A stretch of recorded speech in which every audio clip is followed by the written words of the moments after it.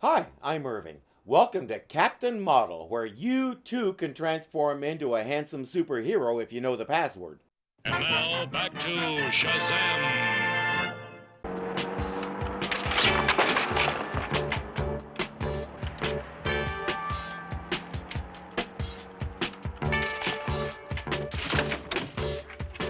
He's not off to a good start, especially since the owner of the bike saw him. You broke my headlight. Not me, it was a bunch of other guys. What are you talking about? They were gonna steal your bike, but I scared them off. Hey, come off it, man. I saw you hit it from the window. That light cost me $5. Alan! I assume you know where he lives. Go talk to his parents.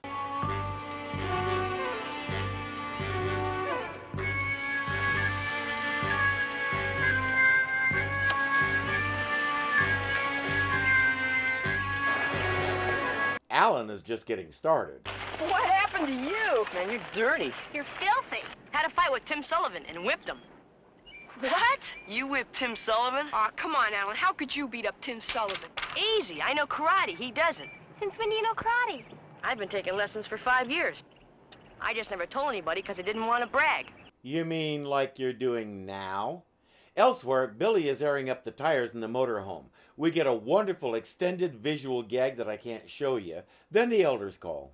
Billy, we know that you always tried to be truthful, but there are those who avoid the truth to gain attention and hide their mistakes.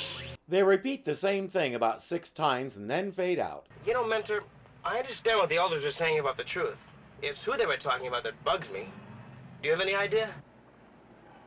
Well, to tell you the truth, Billy, no. Mentor gets his kicks doing that to Billy. Another reason why I like him.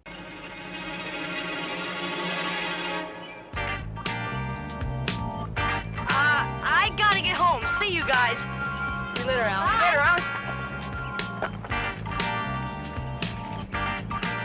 Alan. Alan better hope he has a good head start. Hey, that was Tim Sullivan. Wait till Alan sees him. Let's go watch. Come on. A very good head start. Hey!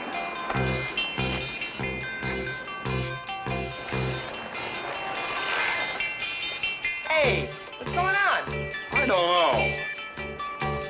Come on, let's find out. Alan hid around that corner and now he's going to backtrack. What's the problem? Oh, that big kid was hassling me. What for? No good reason. Just he likes to pick on smaller kids. I guess every neighborhood has a bully, huh, Billy? Yeah, for sure. They're all getting ready to leave when Alan's friends appear. What happened? Break your bones or anything? No problem. That big clown never had a chance. I just jumped into my karate pose. Hi! Come on, what happened then? Well, then he came up on my side and I went, hi! Yeah, then what? Well, then I went to grab his ankle, but I didn't want to hurt him, so I let him go. Good for you. There's 2 people standing right there who can call him on that and embarrass him in front of everybody. But they're afraid to speak up because he might karate them. Hey, Alan, can I see you for a minute? Sure.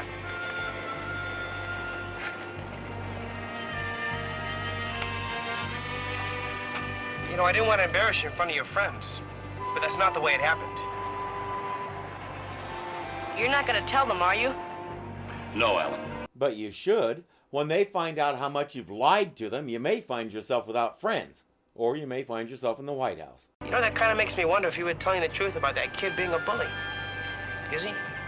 Sure he is. Ever since Sullivan started work at the zoo, he thinks he's bad. All he does is hassle me. It's not hard to figure out that Alan is the kid the elders are talking about. They'll stick around town for a while and see how this plays out. Since Tim Sullivan works at the zoo, may as well check it out. No, I bet it really must be neat to work in the zoo with all those animals. Neat? Some of those animals are dangerous. That's what I mean. Gotta really be brave to do that. Ah, big deal. I was at the zoo once, and when nobody was looking, I walked right through the pen where the rhinos are. I think you're handing us a line, Alan. Yeah, and I'm beginning to wonder about your big karate fight with Tim. And I'll bet you really can believe it's not butter, too. I swear I walked right past those rhinos. Prove it. What do you mean? I already did it. So do it again. So it's off to the zoo and the rhino pen. There they are, Alan. Do your thing. Wow, look at the size of them. Go on, Alan, walk through.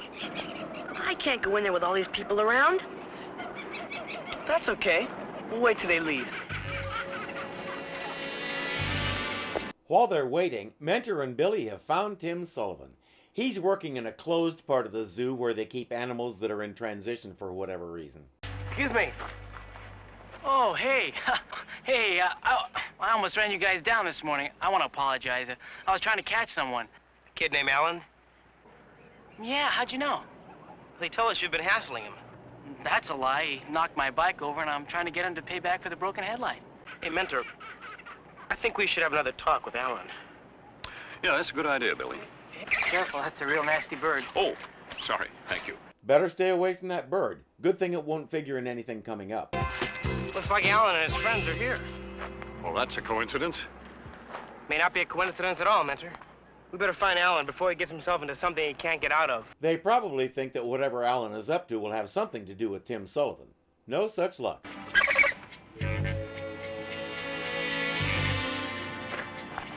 Well, maybe the cage hits a burglar alarm or something. Oh, come on, you're lucky it doesn't have a lie detector on it. Come on, this guy wasn't gonna do anything anyway. Just come clean, Alan. Nope, he's a kid. You can count on him to do the dumbest thing possible.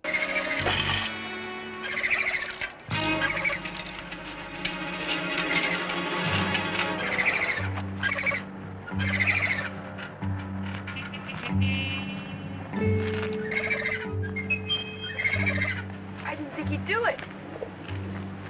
No, turn a bit. Close the door. Okay, we believe you. Now get out of there before you get hurt. While he's making his way out, close the door. He's getting out. That's why I kept telling you to close the door. It's a little late now.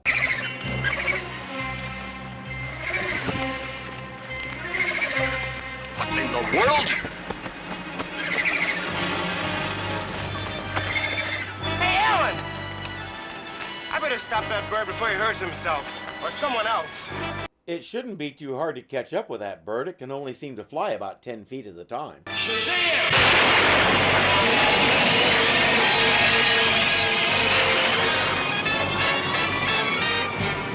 Alan has followed the bird to another enclosure. Why he's trying to catch it, you'd have to ask him.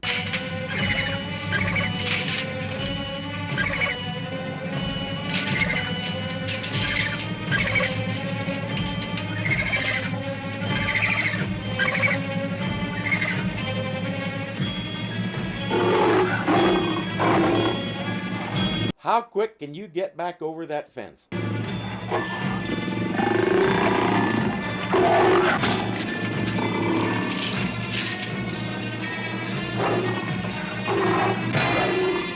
He can't. The lion is between him and the fence. It pounced on him, and just before it tore him to pieces, he looked at his friends and said, "I told you I'd do it!" All right, get out of here, Alan.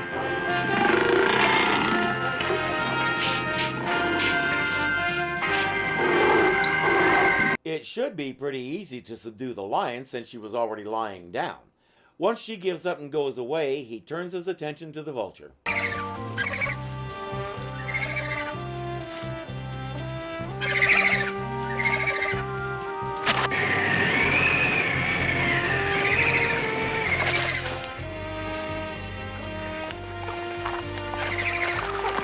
Except for a few ruffled feathers, he seems fine. The bird just flew without using her wings. She's still looking around going, "How did I do that?" Alan has learned something. If you make a mistake, then cover it up with a lie, you've made 2 mistakes. Yeah, I guess my first mistake was lying about hitting your bike. Tim, I'll have it fixed. Forget it, Alan. Just promise not to use any karate on me. Jackson Bostwick did all his own stunts, but he didn't get to wrestle with the lion. Too bad, it looked like that trainer was having fun. I thought this was a fairly weak episode, mostly because no kid over the age of 6 would believe any of Alan's tales.